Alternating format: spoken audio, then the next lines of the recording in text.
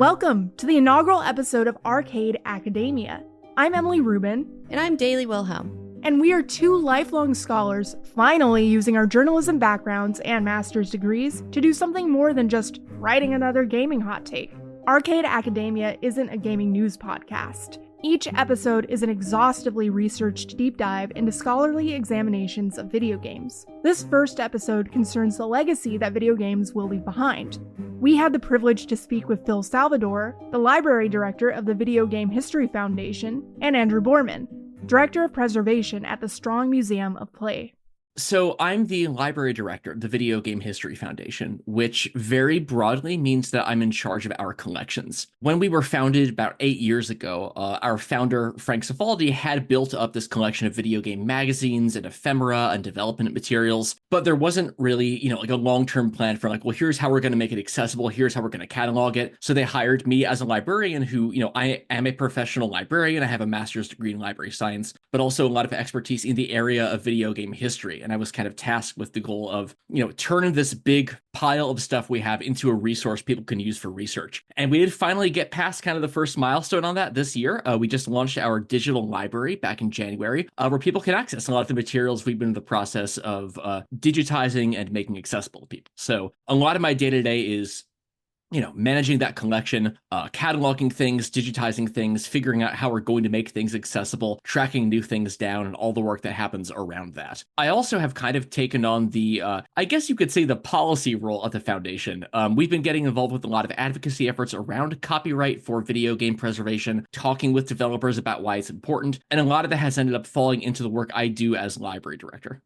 That was Phil Salvador, who you may have seen on YouTube celebrating that aforementioned milestone, library.gamehistory.org. The Video Game History Foundation has played a pivotal role in both preserving artifacts from gaming's storied history and in advocating for copyright exemptions that would make out-of-print games, magazines, and developmental materials accessible to broke researchers like us. Andrew Borman serves a similar position at the Strong Museum of Play in Rochester, New York. So I'm Andrew. I am the director of digital preservation here at the Strong. I've been here almost 8 years now, which is wild to think about. But I started as a digital games curator. The idea being, there's already a curator of electronic games, but recognizing the fact that there are all these digital games being created, not just now, but even going back into the 90s, that aren't necessarily going to be on a floppy disk, a cartridge, a CD, whatever it is.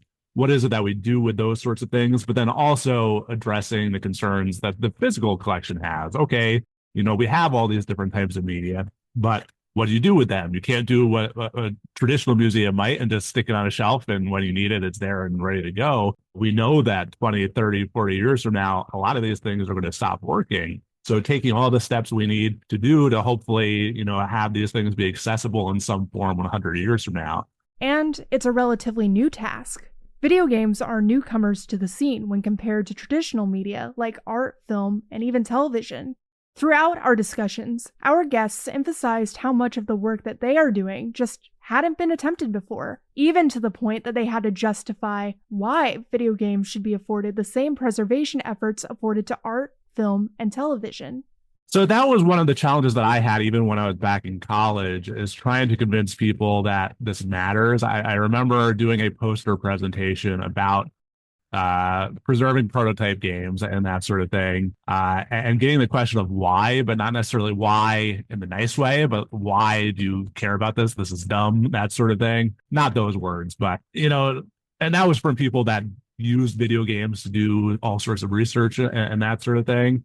But that's not unusual. I think you'd see that similar sort of thing going back to movies, TV, whatever form of media you find interesting. Comic books is a good example. That's kind of more recent. So the museum started to collect video games around 2006 thereabout. There was a lot of that work early on, trying to convince people not just why should video games be preserved, but why should they be preserved in Rochester. But nowadays, I think it's not the same sort of issue anymore. Now it's like, okay, how can we find a way that makes this work? People come to us a lot to help them preserve their collections, whether that's, preserving them here or, offering advice to big companies or individuals, whatever that may be. I think a lot of that narrative has changed, but I think there's still some misunderstandings around video game preservation that are out there. because it's such a new field. And the reality is, none of us have all the answers. I wish we did. That'd make my life a lot easier, but we're all figuring it out together while also trying not to reinvent the wheel every step of the way. Institutions like New York's Strong Museum of Play have made special efforts to preserve and celebrate video games. This year, their World Video Game Hall of Fame inducted 4 worthy titles: Defender, GoldenEye 007, Quake, and the iconic Tamagotchi. Inductees are chosen based on criteria like recognizability, longevity, and influence. This obviously means that not every single game can be featured, nor can just one museum preserve the whole of video game history. It's a challenge that Andrew Borman says must be shouldered by academia, the industry, and the gaming community itself. The world of video game preservation is a lot bigger than I think people realize, and it's a lot bigger than just, what people think on the internet. Ooh, that was such a good soundbite for our podcast. Alan will get me in trouble, I'm sure. Oh, no. But No, it's a good one. Everyone has opinions on the internet, for sure. No, but there's a lot of great work that gets done. And again, I don't want to discount them, but also, like, if you care about video game preservation, realistically, no one person can do it all. And the people that we work with, when we received a donation from Volition, who shut down in 2023, that's 30 years of the company's history. It's either coming to us or it's going to be trashed. So that's why we need to work together. But at the same time, all these people finding prototypes at garage sales or anything else, I can't do that anymore. I don't have the time. I don't have the resources. Like, we need those people to find those things. I want to be positive because I truly think that we need to work together. That's the only way this gets done. Luckily, there's an ever-expanding community of people interested in actively preserving video games. The Software Preservation Network, quote, a collective action effort ensuring long-term access to software through community engagement, infrastructure support, and knowledge generation, end quote, has united the shared mission of the Strong Museum and the Video Game History Foundation in order to create public awareness of the issues surrounding preservation. Well, I think, even though we had that number about 87% of video games being out of print, even though that's, a big flashy number that got a lot of attention when we released that study, talking to the lawyers we've been working with on this copyright stuff, what really, I think, excited them was we also have a section in explaining why those games aren't released. And what it comes down to, it's a combination of technical issues that it's very difficult to get around, where it's like maybe you don't have the source code anymore and you can't release on another platform. Maybe emulation isn't strong enough for that system yet in a commercial environment. There's all sorts of rights issues, like where's the paperwork that proves who owns the rights to this game? If you're trying to put out, a Tony Hawk game again, it's like, okay, can you get the rights to all the individuals and all the music in those games? And then there's also just disinterest in some cases. Often there's not a market for games, or companies choose not to re-release them intentionally. In the summer of 2023, Phil Salvador published a study in partnership with the Software Preservation Network that sparked serious concerns about how games as a medium are being preserved. He found that 87% of classic video games are critically endangered, meaning that only 13% of classic video games published in the United States are currently in release. The rest are held onto by publishers, forgotten in storage, or possibly lost altogether. Lost media is a silly term. There's very little that's 100% lost. I mean, there is, but realistically, we deal with things that are one of a kind all the time, and we're fortunate to be able to do that. So the question becomes, even as we're talking to developers, is it lost? Like, is it actually gone? Like, it's nowhere?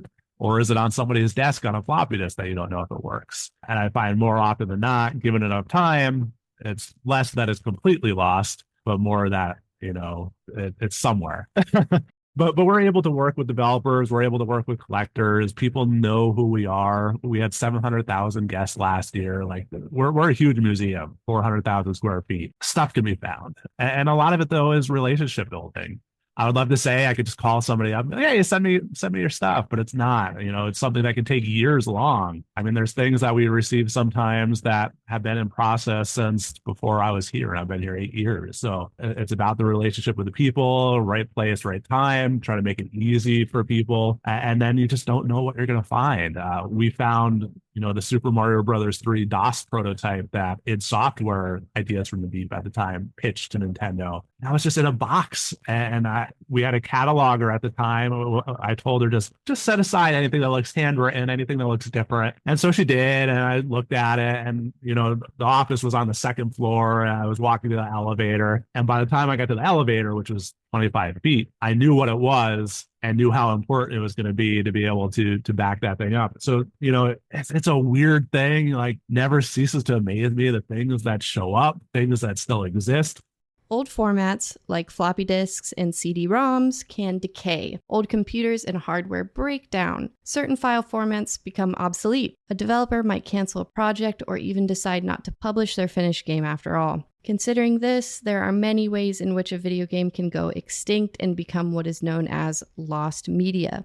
One infamous example is the Atari video game Burial, following the video game crash of 1983. Various unsold cartridges for the Atari 2600, including copies of the much maligned 1982 flop E.T. the Extraterrestrial, were dumped in a New Mexico landfill. But this is an era of non-physical media. Many, if not most games, can simply be downloaded. How can media become lost in this day and age?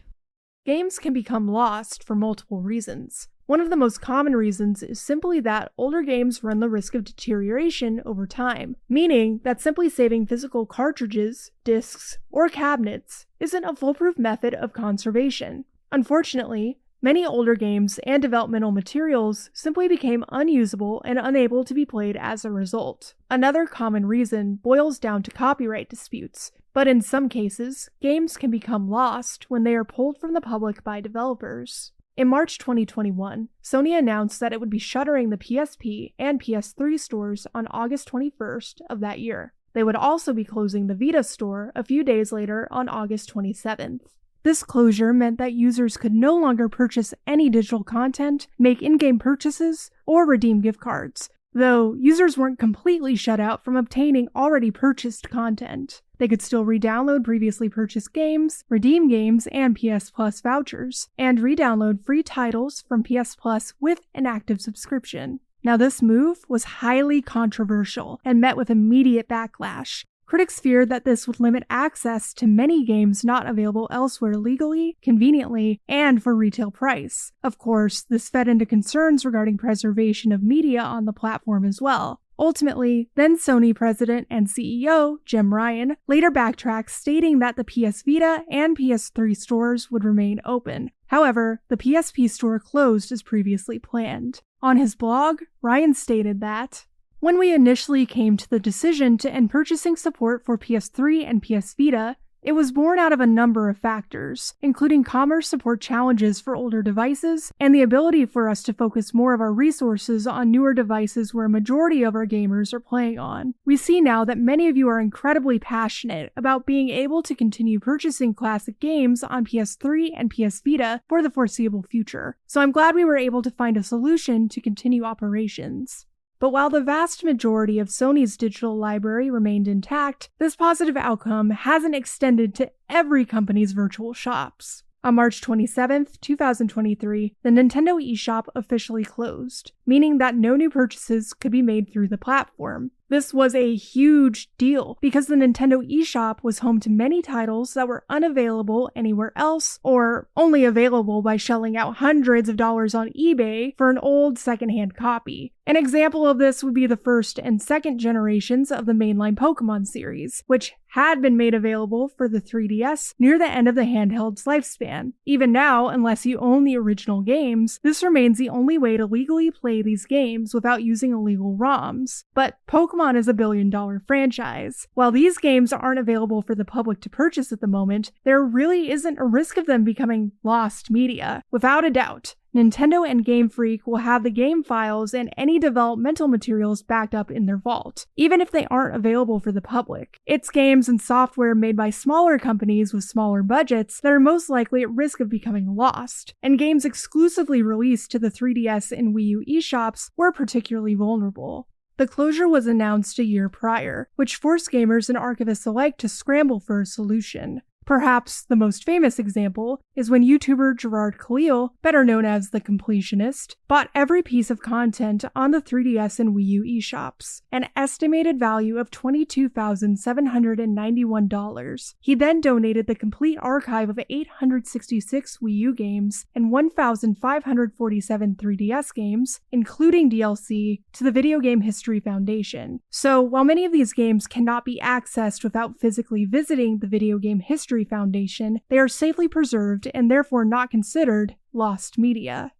The Video Game History Foundation, or VGHF, is working to make trips to their physical space to visit their impressive collection unnecessary by petitioning the U.S. Copyright Office for copyright reform that would allow for researchers to remotely access video games preserved by museums and libraries. It's every 3 years, and we are looking towards the next cycle, which is in 2027, which just feels like a fake year. Every year feels faker and faker. But yes, absolutely. But I will say very broadly, we're also looking at potential other options for how we could get an exemption through or get it approved. And one thing that I'll say is, in this last cycle, when the Video Game History Foundation got involved during the last 3-year cycle for these exemptions, one of the things we brought in was like, no, we'll give you ammo for this fight. You can prove your argument. We did prove that argument, but it really didn't move the needle for the Copyright Register, who, I'll say was, I think, a former IP lawyer for Time Warner. It's like, that's what happens. You don't become the head of copyright if you're someone who fights for copyright reform. That's kind of how that happens. But what I think we realized is if we need this to move forward, we need to get the industry's buy-in. A little bit of legal background. The Digital Millennium Copyright Act, typically referred to as the DMCA, is a law that was enacted in 1998 in order to modernize copyright protection in the digital age. It was written to address how copyrighted materials like books, movies, software, and yes, video games are protected and shared online. The aspect of the DMCA that most concerns video game researchers and preservationists are the anti-circumvention rules. These rules make it illegal to bypass the digital locks or encryption, sometimes called digital rights management or DRM, that protect copyrighted works, even if you're just making a backup copy. But there are exceptions, especially for educational purposes, such as approving remote access to digital copies of copyrighted material by academic institutions like university libraries. Since the year 2000, exceptions to the anti-circumvention rules are reviewed and either rejected or approved by the United States Copyright Office every 3 years. For example, in 2003, there was an exception made for, quote, computer programs and video games distributed in formats that have become obsolete and which require the original media or hardware as a condition of access, end quote. Notably, however, this rule was not renewed when it came up for review in 2010. Every 3 years, advocacy groups like the Software Preservation Network and the Video Game History Foundation petition the U.S. Copyright Office to reform copyright law by making an exception to the Digital Millennium Copyright Act. The exception would allow libraries to legally share digital or share emulated versions of their physical game collections with researchers, like us, remotely. The same can be done with music and film, so why not video games? Yeah, especially when it comes to commercial video games. That's one where, when we've been pushing through copyright reform, one of the things is we want to make it easier to remotely access video games, right? So like if a game is out of print, there's no way to get it, but a researcher wants to study it. If it's, like a 100-hour role-playing game, it's like, no, it's unreasonable to ask them to fly out and get a hotel and pay for childcare and spend the month there playing that game. So, every time we come forward with these petitions, we hear back from the game industry and they say, no, this is totally unacceptable. And one of the arguments from their lobbying side is they say like, oh, well, this, public libraries would start providing public access to games. And it's like, first off, I can see the eye rolling happening on this recording as we're talking. First off, there's the issue of like even physical collections, like getting a collection of historical video games and maintaining it and making it work. Even for specialized libraries, that's really difficult. We've talked with the folks at like the University of Michigan's video game collection, and they frequently, it's like, all right, this NES doesn't work. We just have to go get a new one. Like they go through equipment. It's often disposable in that way because that's the nature of old technology. So even assuming you have a collection like that, then having the resources to build like a secure streaming digital delivery system for it to people, it's like, no, this is outside the scope of, I would say, a single digit number of institutions in the United States who I think could be trusted to use it responsibly. This was the fourth time since 2015 that the VGHF and its co-collaborators lost the appeal. The Electronic Software Association fiercely opposes the exception and declared that they would never support remote game access for research purposes under any conditions, citing issues like market harm and that a library's collection might be exploited and used recreationally rather than for research. Following the denial of the 2024 appeal, the VGHF stated, we put out a statement when we lost the recent petition last year, and I had to look it up to make sure I got this right, but I said, the game industry's absolutist position, which the ESA's own members have declined to go on the record to support, forces researchers to explore extra-legal methods to access the vast majority of out-of-print video games that are otherwise unavailable. So yeah, that is an incongruity, and we haven't pushed it as like, you know, like a prisoner's dilemma, like the piracy will continue until you approve this. Like, that's not how we're framing about it or thinking about it, but it is true that the idea here is, and we mentioned this in the study, it's like, yeah, everyone turns to piracy because it is the only solution. We have to come up with something better than that. This is the best we have so far, and they've still said no. So it's very frustrating to hit that brick wall when I guess we haven't explicitly framed it as a solution, but as a better way for people to get access to things. It's frustrating. As it is now, piracy is one method that researchers may have to turn to in order to conduct research. If a game is only available physically in a collection of a museum, researchers would be forced to travel to the museum itself. This, Salvador points out, becomes untenable when considering the cost of travel and how much time a researcher might need with a game. Online emulation, yes, sometimes through piracy, is thus far more accessible. Andrew Borman quotes legendary Gabe Newell of Valve, who said, piracy is almost always a service problem and not a pricing problem. There was that quote from Gabe Newell of Valve, and I'm probably going to get the quote wrong, somewhere along the lines of piracy is a service problem. And it's true.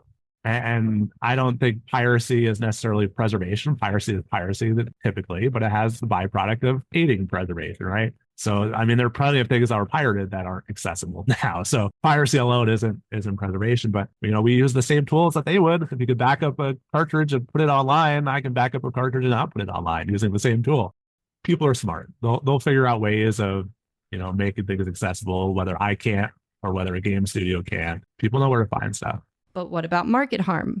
And when that petition was coming forward, the game industry said, oh, this is going to destroy us. It's going to, you know, tank the industry. It's going to destroy all, you know, secondhand sales and blah, blah, blah. That has not happened. It's been like a decade since we got that, and that has not happened. So it's like, no, I think we are demonstrating that we can use these things responsibly. And I think when you talk to individuals in the game industry, they see that and they agree with it. But in a world where individuals in the game industry work for multi-billion-dollar companies whose entire goal is to make a line go up, it's much harder to concede even an inch on any of this stuff.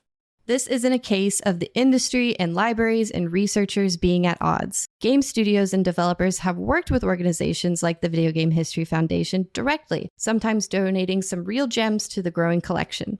Going forward, the VGHF seeks to foster that kind of partnership within the industry itself to further preservation efforts and practices. But what I think we realized is if we need this to move forward, we need to get the industry's buy-in. It's not just a matter of like, hey, industry, you're screwing up, you need to support us. It's a matter of saying like, if the ESA does in fact say like our members will, I think they said there's no combination of conditions under which our members would support that. The next question is like, oh, is that true? Like, let's talk to the ESA members. Like, it's not even a matter of, like being like gotcha with the ESA. It's a matter of saying like, hey, big company, we have heard you would not support this. Here it is. What do you think? Is there something else you would like to see? Is what we have here reasonable? We've been focusing so much on getting the library up that we haven't really been looking at that super closely until now. But we have started. We've started some conversations with game developers saying like, hey, who in your organization, on the publishing side has insight into this and to whether there is actually market harm here. And if so, what libraries can do to accommodate this? Because we think a lot of the accommodations that were already made in the proposal, the idea that every request has to be individually reviewed by a librarian to make sure it's legitimate, that their response was, oh, libraries can be fake and people can lie. It's like, yeah, that's society. Like, we can't allow anything because people will lie. So it's the idea of like, going to the developers and publishers and saying like, does this make sense? What other movement do you want to see here? And then if it does make sense, potentially getting them on board for whatever the next push ends up being. That is still very much a work in progress, but in talking with our partners in the industry, that is where we think there's going to be potential to move this forward. It's very similar to what Andrew was saying with preservation as a whole is a community effort, is a group effort. So moving forward, would you say it's kind of a community within both the preservation community and the industry itself? Oh, absolutely. I think there's, we start to see these affinity groups forming where, part of it is people at large companies at game studios, they have preservation teams, and those often tend to be internal, like we're going to back up our source code sorts of things. But you do also see in talking with people in these companies, people do care about this issue. People do want to make sure things are accessible. I think the shift we've seen in the last year or two, especially since we put out the study, is I think the conversation has been moving from, oh yeah, we care about history, this is great, to, okay, what do we do now? I think is where we're starting to see things go. And part of that is, hey, can you find us the person who can help with this issue? Part of it is, how do we change our practices internally, make this a little easier? But I think you are seeing broad coalitions of, we want to do this better forming. As Phil just shared, the game industry is slowly but surely changing its stance on preserving and making games available as research materials. But unfortunately, for some of gaming's history, this shift in attitude is too little, too late. As we touched on earlier, many games and developmental materials have become lost to time, or if not lost, misplaced and forgotten. Gaming is still a relatively new medium, meaning that many professionals during the industry's infancy didn't understand the value of the materials that they had. In some cases, developmental materials were discarded as trash to make room for the next production. And as we touched on earlier in this podcast, an unfortunate number of materials and games are just so old that they have quite literally fallen apart before they could be digitally preserved. Today, complications still exist. Game companies, especially indie studios or creators, often lack the manpower necessary to spend hours upon hours poring over boxes of historical and developmental documents. And then, of course, there's the issue of copyright, which Phil so eloquently explained previously. Phil further describes how these legal concerns can complicate preservation efforts, ultimately making it harder for archivists and researchers to preserve and make documents accessible. Well, I think there's kind of two issues that we face. The first is, of course, there's always a lot of legal hurdles. I think there are a lot of larger institutions that are more conservative, and I won't say not conservative in the sense that, they're out there with Elon Musk or whatever, but they're conservative in the sense that they aren't taking as many risks. They're not, doing things that may put them in even a slightly different legal capacity. So for things like magazine scans, those are under copyright. We think we have a very strong fair use case for sharing, digitized, searchable copies of out-of-print magazines for research. So that's what we're doing. But understandably, a place like the Smithsonian or Stanford maybe isn't doing that. So a lot of it is just figuring out, well, who has what materials and what's our comfort level with all this? We're all navigating that still. Andrew adds a more positive perspective on the current state of preservation. He shared that the goal isn't to do the impossible, comprehensively preserve every game and all developmental materials in existence. Preservationists instead use what they can to try and build a more complete picture. We do our best. Yes, I would love to stay on top of every game and record every change log, everything that's happening. But realistically, there's just not enough time. There's not enough resources to do that. So I try to take, a kind of broader approach and find the things that are going to tell enough of a story, recognizing that no history that's out there is ever 100% comprehensive. Historians are really good at filling in those blanks along the way. Our goal isn't to fill them all in, but to give them enough of a bridge to be able to get to the next piece of information that they have. So, yes, unfortunately, some of gaming history is lost or just incomplete. Still, there is almost always some way to use existing material. Interviews, character sketches, internal files, magazine spreads, online advertisements, and so forth, to put the pieces back together again.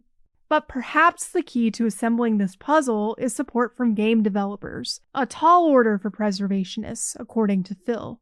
But I think another big part of it really has been getting, I would say, substantial or meaningful support from the industry. And what I mean by that, I want to be clear that, I think everyone in theory supports this kind of work. I think everyone says, yeah, game history is important. This is great. Absolutely. Let's preserve video games. But when it comes to some of the practical things like, hey, we need to, legally be able to break DRM in libraries and archives in order to preserve a game. That's when people say, well, hold on a second. We don't want you preserving it that way. So part of it, I think, is, that there is still a lot of reluctance in the video game industry around that. And I think some of that is historically decently founded in some ways. The game industry was always very skeptical of emulation emulation, for instance. Back in the 1990s, when you first saw game emulators sprouting up, that's when they got really hardline and said, no, emulation is bad, we oppose it, and they really went to the mattresses kind of fighting emulators in court, and they lost. That's the technology that's used to preserve video games now. That's used in commercial products, it's used in libraries and archives, and I think you're only just now seeing in these sort of billion-dollar company level people coming around to the idea of like, well, maybe we should be embracing emulation a little bit more, I guess. An example of the growth and support from larger game companies was evident at SIGGRAPH Asia 2024, where representatives from Square Enix, Capcom, Taito, and Sega held a presentation titled The Cutting Edge of Preserving Game Development Materials Archive. The presentation discussed the necessity of preserving video games, production materials, art, and other developmental materials for the benefit of major game companies, small indie companies, and consumers. Here is a brief overview from Game Makers Japan of what each major developer shared during the event. Square Enix lead AI researcher Yuichiro Miyake expressed that a, quote, treasure trove of materials was found lying around. However, they had not been properly managed or cataloged. According to Miyake, he and his team had to, quote, brute force preservation efforts of physical documents before the merger between Square and Enix in 2003. These efforts culminated in the SAVE project, which began in spring 2020 and was led by an affiliate of Square Enix. Capcom producer Yasuyuki Makino, who notably produced both Ace Attorney 1 and 2, chimed in to share that he is working to digitally preserve Capcom's development materials through the CIAS, or Capcom Illustrations Archives system. CIAS is, in essence, a system for curating and leasing game materials for various uses. For example, Makino references sprite animations that can be saved as PSD or Adobe Photoshop files and used for PR projects. Capcom has already used the system to create assets for projects such as Capcom Arcade Stadium, Capcom's 40th anniversary website titled Capcom Town, and exhibitions. Taito, despite being founded in 1953, is still relatively new to game preservation. Taito producer Yuichi Toyama explained that over the course of the company's history, many developmental materials have been discarded. The company is primarily known for its arcade cabinets, which are notably quite large and make preservation difficult. Additionally, many cabinets have just deteriorated over time, demonstrating the importance of archiving and future-proofing physical media and files while we still have access to them. The company's historical assets and IPs are now being preserved and repurposed into new products, such as the Darius Cosmic Collection for Nintendo Switch.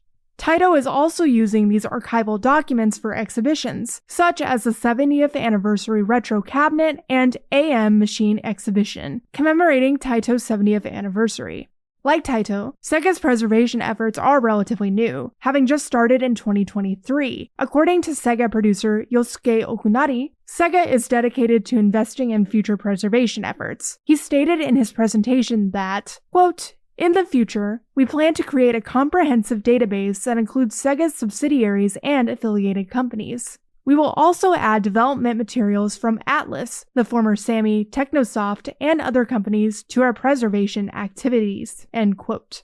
This presentation is interesting for a few reasons. Each speaker outlined not only their current approach to preservation, but also their intent to invest in future preservation efforts. To wrap up the summary, I want to highlight the conclusion of Miyake's presentation, in which he reinforces that preservation not only benefits consumers, but is also profitable for gaming companies.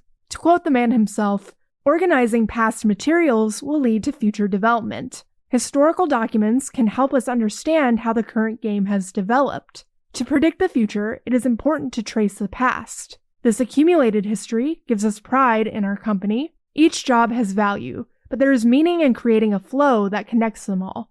And the last item on his list is that these effects are something that the game industry can learn from academia. In other words, the industry must collectively lead the charge to ensure that current and future endeavors are documented, preserved, and made available to researchers. As Andrew so eloquently put it, because realistically, the best preservation starts within those companies. They're going to know things, they're going to have feedback, whatever it is, way more than we possibly can capture. That conference presentation wasn't the first to acknowledge the ever-looming importance of preservation, nor will it be the last. When the Strong Museum hosted the first ever Save the Games, a digital preservation symposium in August of 2024, Andrew was particularly delighted to find faces both from academia and the industry, most notably those representatives from PlayStation. Having something like Save the Games is huge to get people together where we didn't know what they're doing. Represented at Save the Games was places like us, places like universities, people doing it at home. Then we had the game industry. The PlayStation team did their first public talk ever at the museum. Their second one was at GDC, but we got the first. We got dibs. So it just shows that there is a lot of stuff going on. With over 200 attendees from universities and organizations around the world, the first Save the Games was a catalyst for important conversations about current efforts and attitudes towards preservation. So we hosted last year, I think, the first ever international video game preservation conference that I put together called Save the Games, where we had almost 200 people here from around the world, throughout the US, from Canada, from Ireland, other places in Europe, Japan, China, literally all over the world came together, and we were able to share our work and talk about it. So yes, like on this podcast today, I'm probably talking a lot about the work that we do, but it's about the work that we all do. And that goes for the people doing it in their bedroom. I was one of those people. I started that YouTube channel when nobody else was doing that sort of thing. Like, we could support each other. You don't have to burn bridges. You don't have to hold each other down. You don't have to get upset that, the strong got something and we didn't get this thing. Andrew is working to continue and expand Save the Games, which aims to, quote, not only share knowledge, but also cultivate relationships among key contributors in game preservation in order to further the collective work of preserving our digital play heritage. Although it's heartening to hear about the industry-wide push to preserve and maintain its own developmental materials, the average researcher or gamer may not be able to access those old games, source code, or original sketches. An important aspect of video game preservation is accessibility. Concerns about accessibility hit the front page of Reddit in May of 2025, when Netflix announced that its interactive Black Mirror film, Bandersnatch, would be removed from the platform.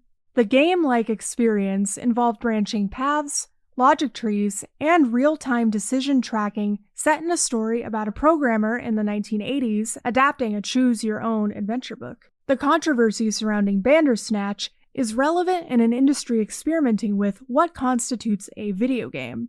Bandersnatch is an excellent example of how modern gaming is innovating to create new ways of interactive play across various mediums and platforms. The film is now unavailable anywhere, except for the high seas, if you understand my meaning. And the interactive aspect, powered by Netflix's proprietary branch manager system, is gone. This brings us back to the issue of preservation. How can we protect the history and evolution of these more experimental games from becoming lost media? We asked Andrew about how this ever-rising, ephemeral nature of games can be preserved when the content is seemingly wiped from the public sphere.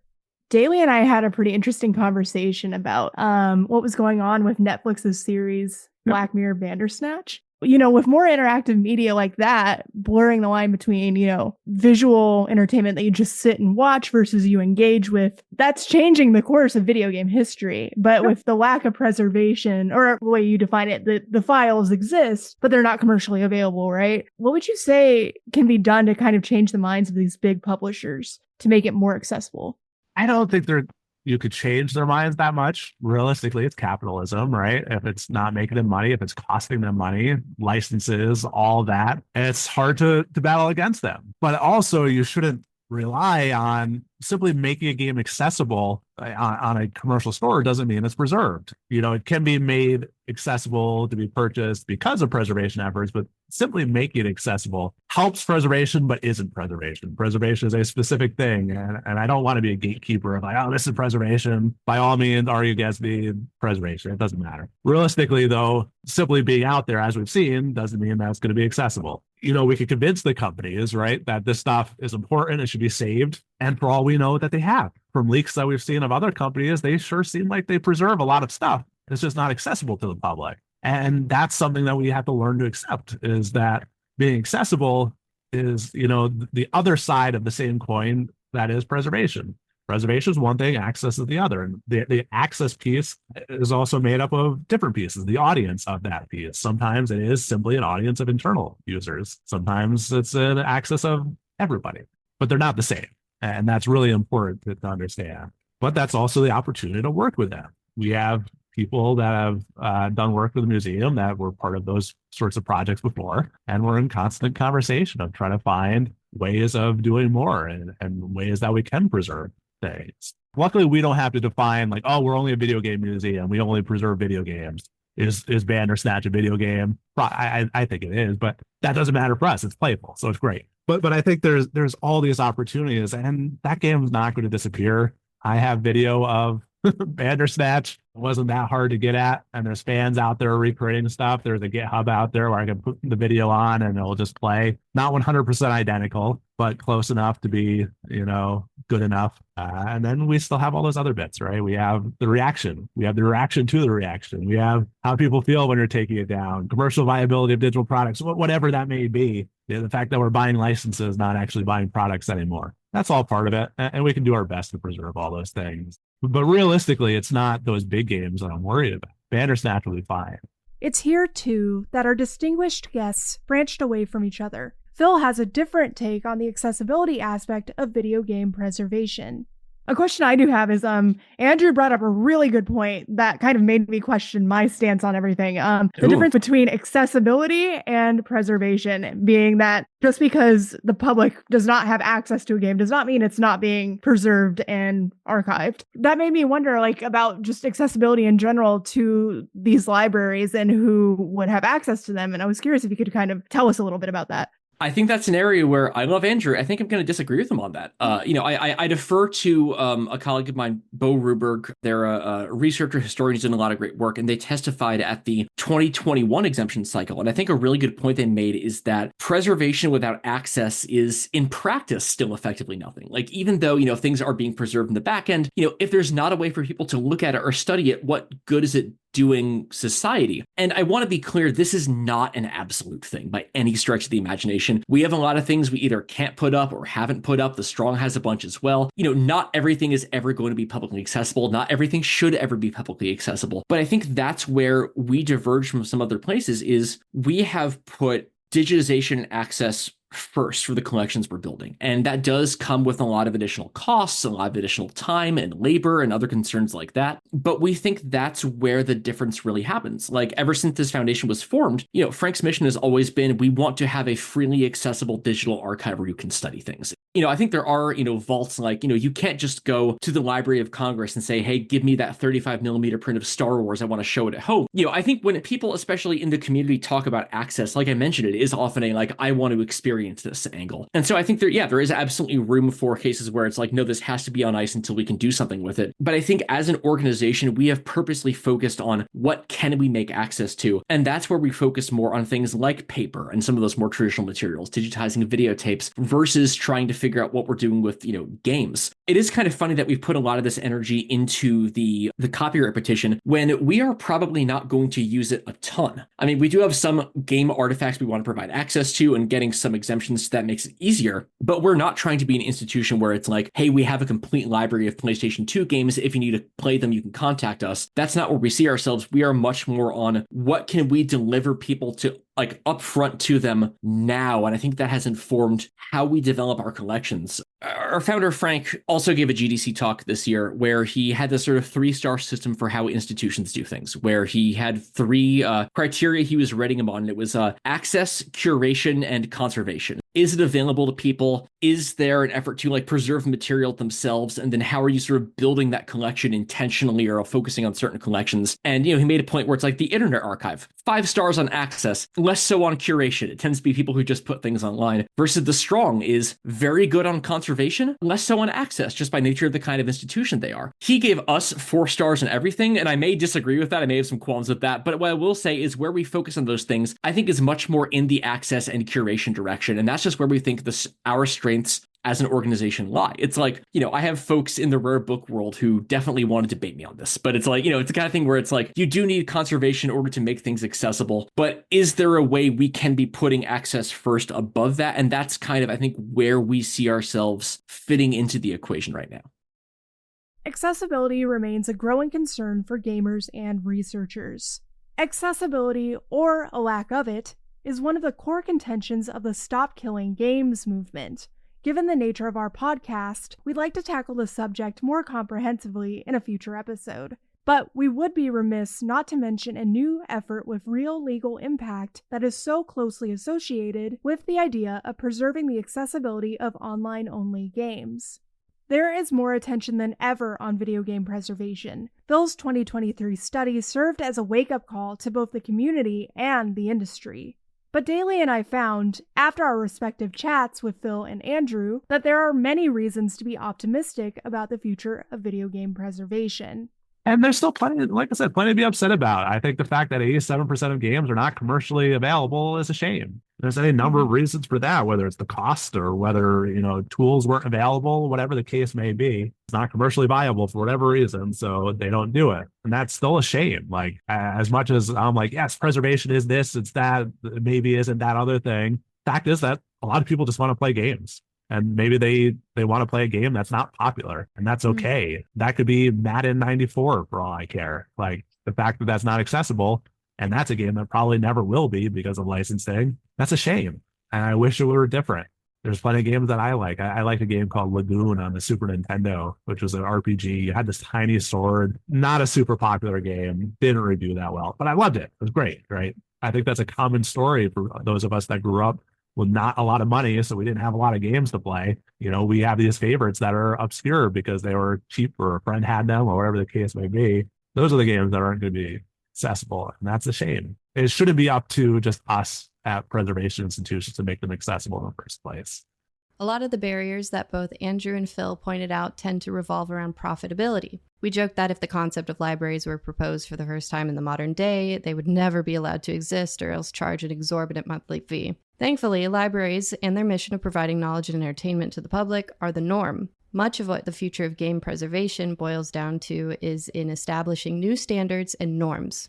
I think a lot of it is really more than focusing on, the specifics of like, well, how do you preserve XYZ kind of game? It's really the idea of how do we change the norms around this? How do we explore other ways of making things accessible? I think a lot of people think about game preservation in a very like, you can play this game or it's lost media and there's kind of no in between, but it's like, well, no, we can think about ways we can share things with people in other ways. We can celebrate the work the industry is doing while being critical of ways they're also holding back the work libraries can do, right? I think it's a big, complicated world with a lot of different solutions in many directions, and I think it's worth acknowledging that, where no one is going to have a single solution to all these problems, but I think as this community starts to build, we can work on moving the norms and the community standards towards like, no, we're all helping each other, we all have our best interests in mind. Maybe if you're not someone who's just like, yeah, I just want to pirate games because I want to give Nintendo money, it's like maybe you're not helping with the situation, but otherwise it's like, no, we're doing this because we care about this stuff. As I said earlier, we have much more in common than we do apart, and we can start from there and work forward. So I think overall, talking about preservation, even though that big scary number that Phil gave us, I'm way more optimistic than I was going into this subject. I'm very surprised that other people are optimistic about it. The people that know the most about it are like, yeah, we're gonna be okay. Yeah, and I would say same, because on the internet, when you see things about like game preservation, you see things as like black or white. It's either available to the public, and that means, oh, you can access that, or it's not publicly available, and that to many people on the internet means, oh no, it's gone forever. But they really clarified for us that like, that's not the case. Just because we can't physically go out and buy a copy of like, I don't know, like Pokemon Silver, that doesn't mean it's gone. Right. I think there's a lot of nuance in what they said about accessibility versus like what preservation is looking like today. And I think that I guess we approached it almost from a alarmist perspective at first. We were like, we have to do something right now. They're gonna be gone. Only 13% are being actually covered. But it is again heartening to hear that that's not necessarily the case. And I really liked, both of them brought up the point of like, even if you don't have all the pieces, which you won't, it's impossible to have every piece of gaming history organized categorized on display, etc. Researchers are very good at building a full picture based on like archival documents, sketches even, and with those pieces you can build a history. And that for me made me feel a lot better. It goes back to kind of like the alarmist thing you said. When the way you read about these things is like you either have it all or you don't. But that's not the case. Yes, and I like it. We kept referring to doing what you can and filling in those gaps. And that means that very small parts of people in a community can do their part in preserving the play heritage, as I believe Andrew Borman said, which makes this whole subject way more approachable than like you have to have a library sciences degree in order to do this. No, you can have a YouTube channel, which remains right now free to do. Right now. Womp womp. Who knows in the future? And that's a overall subject as well of these things being financially accessible. And I really look forward to one day when the VGHF is successful in lobbying for copyright reform and making these things more accessible to us broke researchers. Yeah. It is also, you know, kind of going off copyright, we always kind of see the companies, the video game companies, as the enemy, kind of getting in the way of their own best interests. Like, why aren't they re-releasing these old games? There would be a market for them. Why aren't they doing more to preserve their libraries? Looking at, like, Nintendo shutting down the eShops. But we kind of got to see more and more of the positive side of that. Sony being a huge example of how they've kind of shifted towards actively preserving games.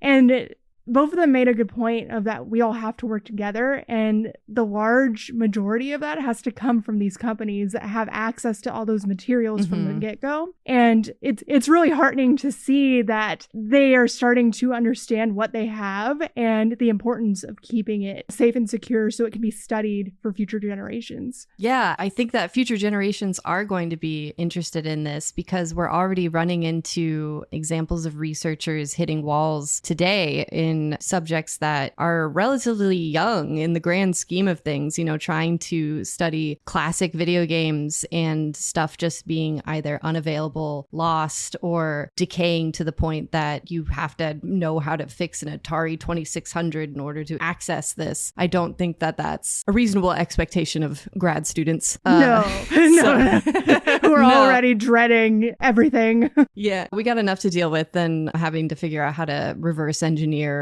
this increasingly ancient tech. It really shouldn't be referred to as ancient, but at this point, you know, we're rapidly approaching everything being online, and I think with that comes the idea that it's going to be there, but that's kind of like almost hubris. The internet does not actually preserve everything. There's this concept of a digital dark age, and it's because so much of what's online is just kind of quietly disappearing, and it makes subjects like this difficult to look into when you don't have the tools or the archives to look back at old posts, at old file formats, etc. And I mean, we've already seen examples of this. Like the Internet Archive is a huge example, and it's such a massive resource for researchers, enthusiasts. I mean, even if you just have a question on how a website looked back in the day, that almost went down. And with that was, if you remember, like the huge panic, people were like downloading like terabyte after terabyte of data from the archives to preserve it. And when I think we hear about like the Internet Archives, like you said, it's like, oh, well, that means it's preserved forever, but nothing online is forever. YouTube channels get shut down and demonetized every day. I mean, someone could be hacked, all their data could be deleted. Yeah, just being online, being posted by some YouTuber who found a rare game or something isn't a guarantee.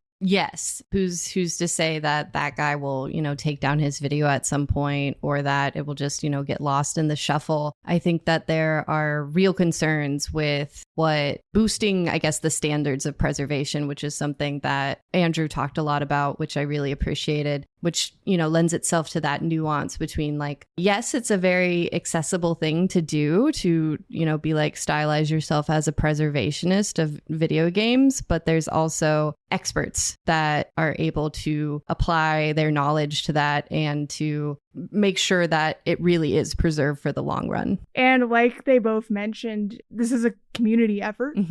I'll speak for you, Daley, too. Speak for me. If you allow me. Do it. Is that if you have something that you think is not preserved in some way or has gone ignored, you should contact these resources because you might just have something that is a curator's dream. You know, people who work in museums and archives, they don't have the time to just go rifling through trash bins at Goodwill to see if anyone threw out some old game or checking flea markets for old gaming magazines. But us as consumers might have the time that they don't and might stumble upon something that's truly amazing for the museum's collection. Yeah. And I think that's, again, the beauty of filling in those gaps because there's so much out there. And I think not knowing what is lost is half the battle at this point. We don't even know what hasn't gotten the recognition that it deserves. Exactly. And like they say, it's a job that's never going to be 100% completed. But the gaming community can come together to at least make a huge dent in archiving and preserving these games. Even if you're not an archivist, you can make an impact. Yeah, which is, again, goes with all the optimism that I was surprised to have found within this subject that I thought was going to be very much like, yeah, stuff is lost forever. We're in the digital dark age right now. Things are being deleted all the time, which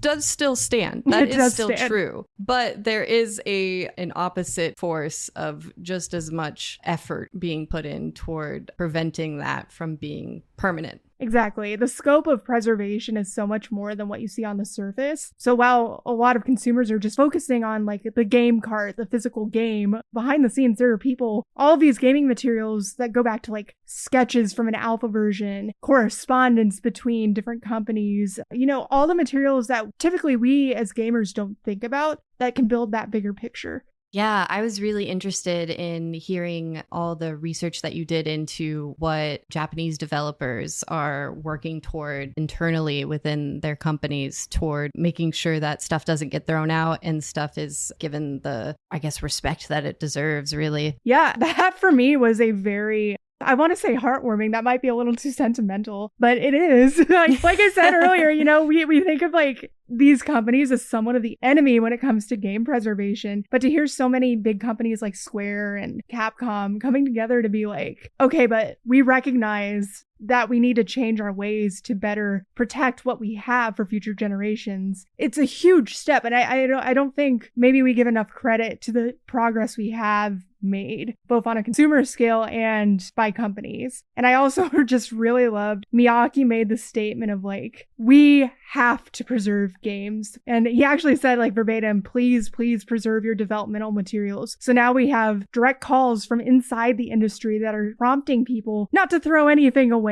And I think that's huge. Yeah. The call is coming from inside the house. And to quote another excellent horror movie, we're all in this together. Is that a horror movie? I guess it could be. From my perspective, absolutely. No. But I love Zac Efron. You leave that man alone. He's my favorite slasher villain. Thank you for that. Absolutely. But yeah, I was really interested going into this because there's been so many current conversations about how things can just kind of be pulled out from under you by these big companies. The Stop Killing Games initiative is a recent example. The thing that happened with itch.io or itch.io, whichever one you want to call it, with the adult games being removed, even if you had downloaded them and paid for them, that file was gone just because, which isn't to say it's just because there was basically a hostage situation with payment processors on that one. But I think that institutions like the Video Game History Foundation and the Strong Museum are only going to get more relevant as these topics continually pop up in the current cultural consciousness. Absolutely. I am legitimately very glad that we decided to make this our inaugural episode. Both Phil and Andrew have been such an enlightening resource for us. I think it's safe to say that it helped change our perspectives significantly. Go ahead and give them some love. You can visit the Video Game History Foundation online at gamehistory.org and follow them on social media. And you can follow the Strong Museum of Play at museumofplay.org and on social media, or go and visit in Rochester, New York if you're ever in the neighborhood. Reuben, and we will absolutely be going there. Yes, Andrew is intending on continuing with the symposium that we talked about today next year in the summer, I believe. More information on that on our Substack, as well as all our sources, etc., etc. And if you have any questions, comments, concerns, did we mess something up? Go ahead and shoot us an email at arcade.academia.podcast@gmail.com. That's also, there's a direct link in the Substack because I'll be 100% honest. I had to ask Daley what our email was, so I'm sure you probably don't know either. We're starting out, guys. We're getting everything set up still. We're wee babes in the wood. That being said, if you have any suggestions, we legitimately do want to hear them. We want to know how we can grow and improve. And that includes any subjects that you think we should dig deeper into, any industry professionals we should talk to. We're very open to that, and we hope you'll come back again because we have some cool discussions in mind for the future. Yes, our next episode will cover girl games. Why do these games have the distinguishing title of girl, and where is their place in video game history? And speaking of lost media, it's sad to say, but girl games just don't have the same vigor for people to protect and, conserve them. So that's a conversation we'll have. We're going to continue our mission of exhaustively researching subjects related to video games and putting in as much effort into these episodes as one might do for their graduate thesis or a publishable article, because we do want to give you the best information possible on these subjects. And we're just two girls. So these that's always to say these episodes aren't going to come out like back to back to back. We do put a lot of time and research into them to get you the best content possible. Thank you for being patient with us as we roll out our next episode. But this has been Arcade Academia. Thank you for joining us. Thank you, guys. Thank you again for listening to Arcade Academia. You can follow us on Substack, YouTube, Instagram, and Blue Sky at Arcade Academia. The music track Magic Escape Room by Kevin MacLeod in Computech.com is licensed under Creative Commons by Attribution 4.0 license. We'll see you next time.